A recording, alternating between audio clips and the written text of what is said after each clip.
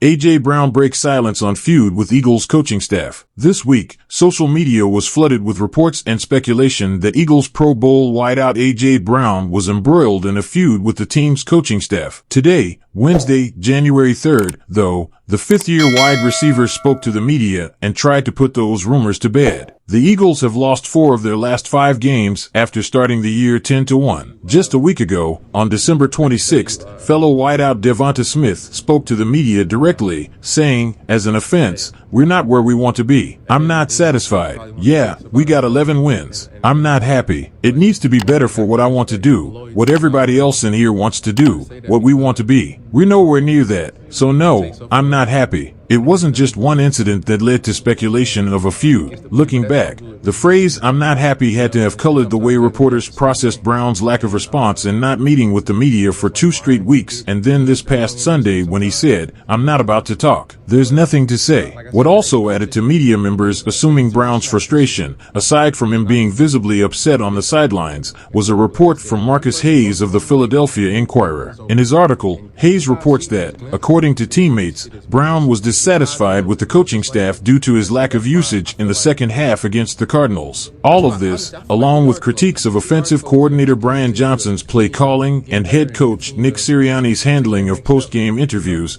led to a narrative that affected how fans and analysts interpreted Brown's silence. Today, though, he finally spoke out and even apologized. "I'm a man. I can speak for myself. I was actually looking forward to seeing one of the reporters today who wrote a story saying a veteran said something about me. I was going to ask them, who was the veteran? I try to be careful with what I say because I know you guys are still going to write it up how you want to write it up. I was a journalism major. That's your job." This quote seemed to refer to Hayes' article in the Philadelphia Inquirer directly. Brown came to his coach's defense. Another quote from the same interview that has been making the rounds on social is, "The coaches played 0 snaps this year. It is not the coaches." Elliot Shoreparks of 94 WIP tweeted today, showing Brown going into detail about the game against Seattle, where a long pass resulted in an interception. Brown claims Sirianni took the blame for the players' improvisations that led to a failed play. Amongst other things, Brown says, "That was on us. We did that." Then, he ends the rant, saying, "I have nothing but respect for him,"